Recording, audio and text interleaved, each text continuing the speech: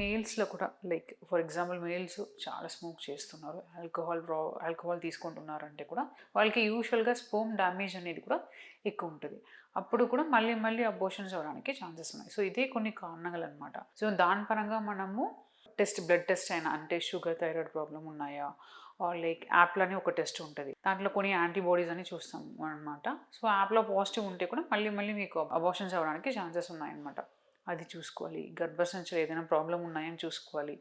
గర్భసంచి ద్వారం మంచిగా ఉందా అని చూసుకోవాలి. సో ఇదన్నీ చూసుకోవాలి.